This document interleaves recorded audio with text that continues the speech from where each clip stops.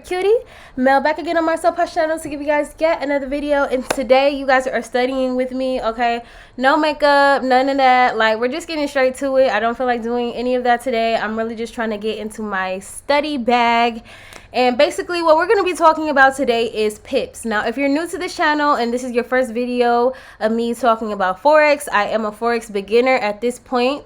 Whenever this video was recorded, and basically everything that I'm learning in my course, I am going to be teaching to you guys, whoever will listen to me, because that is just another way to reinforce what I've learned. And basically I've paid for a course, and I'm going to just be giving away all the information that I get to you guys so you guys can learn with me. All right, so I'm about to make myself smaller so that we could get into today's lesson, which is PIPS. And I also decided that I was going to make, I'm basically, now that we're getting into the nitty gritty of things and the things that are important, I think I'm just going to take each section really slow. So instead of me doing like multiple topics in one video, I think I'm just going to stick to one topic a video, unless they like go together and can just mesh well. Otherwise, I think it's better to just kind of take it slow. Okay, so today we're going to be talking about PIPS. What are PIPS? PIPS are important because basically PIPS help you determine how much money you made in the market or lost in the market. Okay, so typically PIPS are going to be the fourth. Hold on, first of all, let's pull up an example. So I'm on MetaTrader. We're going to start with the euro dollar. So let me change the color. Let's do purple. That's cute, right? So if you're watching this right now, go ahead and type in the chat, what is this, what are these letters that I'm typing down? You know, what is this called that I'm writing right now? Okay, hopefully you guys can read that. That says EUR/USD. If you got it correct, it is a currency pair. Okay, this is what it's called. And right now, currently, it is at, the value is 1.04378. Okay, so this right here is the value of this currency pair at the moment. All right, it goes up and down while the market is active. So this is what it is. This is what we're going to work with.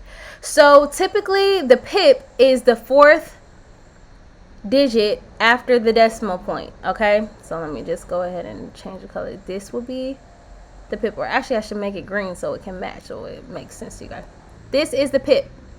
All right, the fifth digit is called a pipette. Typically you don't really need that in order to calculate PIPS. It's just an extra number. Okay, so for now we're just going to cross this out because it's not important.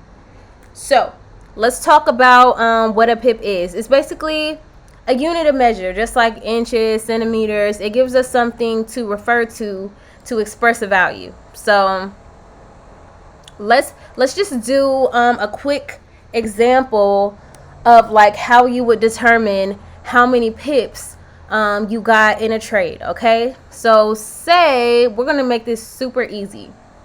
Let me go back into my colors here. Let's change it to orange. So say you entered the market here at this value, and that's actually called what is that? Enter, is it ET? I think it's ET. That stands for enter trade. All right, so say you entered here, and then you ended up checking back, and you are here. I don't know, let's see. Let's change it. Yep, we're here now. Okay, 1.04390.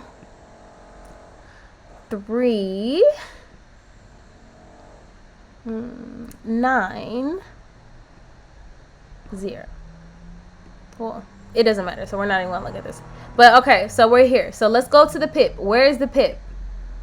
If you set the fourth digit, the 9, then you would be correct. So basically, how many pips did we move up in the market?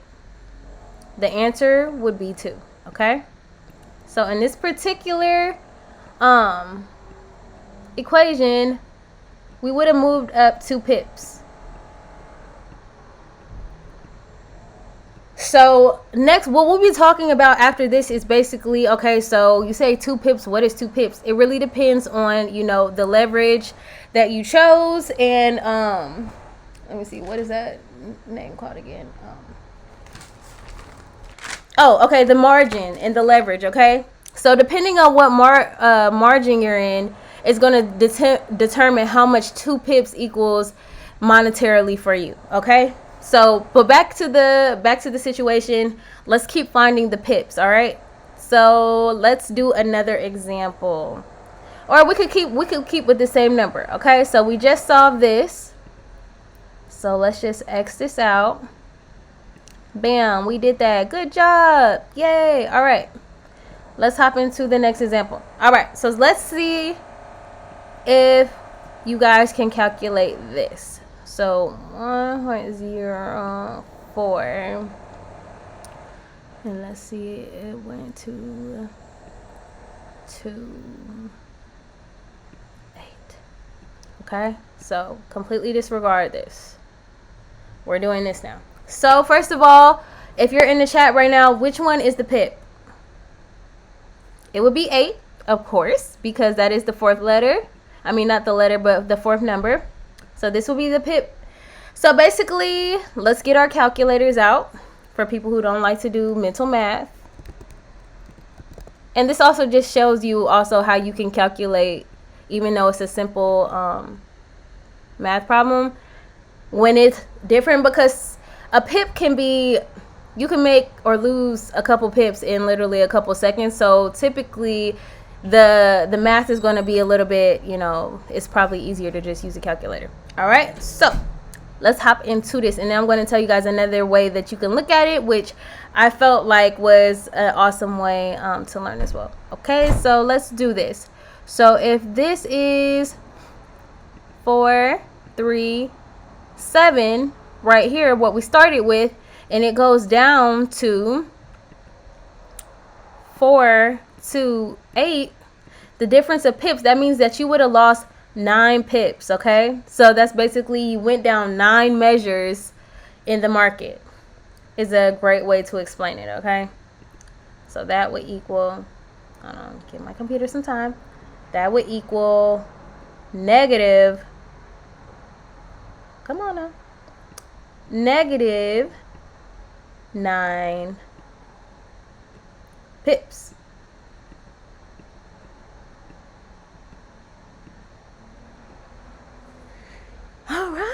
All right, so let's talk about another way that you can look at this that is going to actually apply to I wonder, what is this? Is this an eraser? Okay, let's just go back. Let's do another way. Oh, all right, fresh slate. Now that you guys understand that, you guys know how typically you will find the pips, let's talk about the exception, which will be with JPY, okay, which is the yen. So the yen is going to be different when you're trying to find the pip, all right, because it's just different. So let's see. And I'll put the yen so you guys know what you're looking at, because we are learning together. All right, so let's just go ahead and look at the actual currency pair. Let's see if we can find one. Okay, here goes one right here. Let's do the USD JPY. Okay, so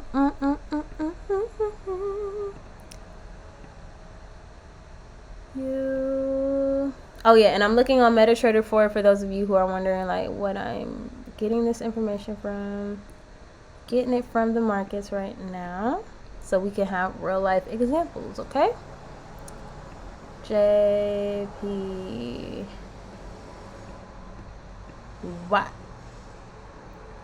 All right, and let's go ahead and put what the market is at right now. So let's see, it says 1,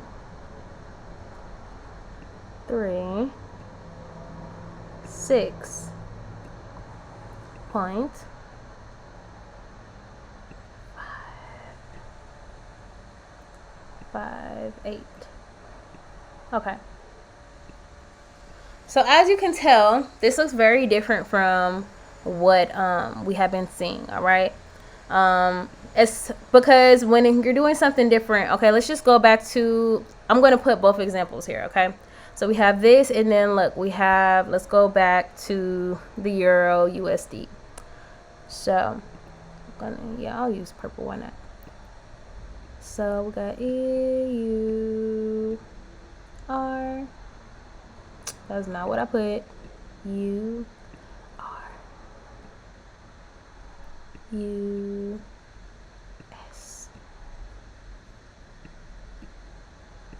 Okay. Excuse the struggle writing. This is my first day using this, but I feel like it's still probably not going to get much better than this. Okay. And then we have, let's just change the color. Keep it nice and cute. 1.044 3 1. All right, so let's just use white. So typically we said that the pip is going to be the fourth, but there is no fourth right here, right? I'm just going to put pip right here so that you know that I'm underlining with white. Okay, so there is no fourth digit for us to use. So let me show you what this guy had done that I felt like was pretty smart, and just another way to look at things to where it might help you like make it make sense. So boom, so we're gonna do this. We're gonna make a little chart, doop doop doop doop, little chart. Here we go, we making progress. All right, my chart doesn't look as nice, but it's okay. So we're going to talk about the place. Remember when you were in elementary school and your teachers were teaching you about the different places? Okay, so this is the hundreds place. I'm trying to make 100. This is the 10. And this is the ones place. Okay, very important. So now we're going to do a yen problem, and I'm going to show you how it's written out, and I am just checking my sources for you so I don't mess this up. Okay, cool. Bam. So here we go. We're going to do a chart here. Baby shark, doop doop doop doop doop. Send home what you must be.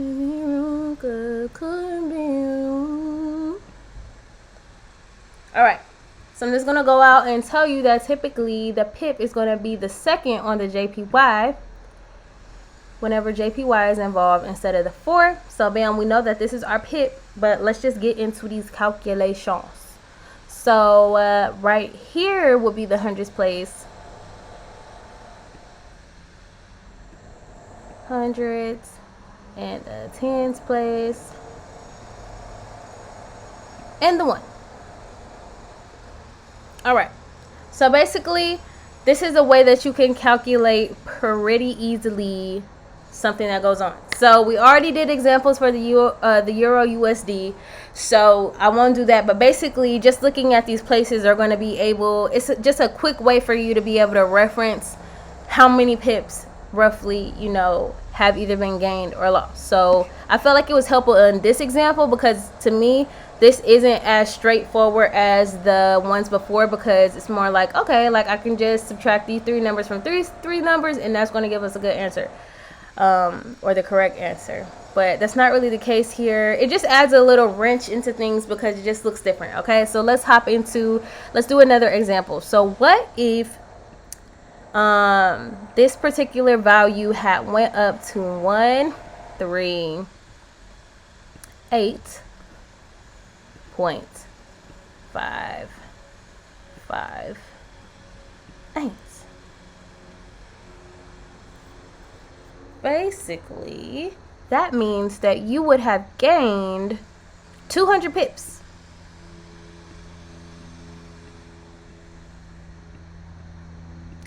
And probably wondering, how did you get there? Okay, because we're in the hundreds place. Oh, let me use my mouse, not my hands. So basically, if we're in the hundreds place, 8 minus 6 is 2, but since it's in the hundreds place, that means that you will have gained 200 pips. This is the difference between like just the regular currency pairs and the ones with JPYN. Okay, so let's try to do another one. I think this is the eraser. Let's see.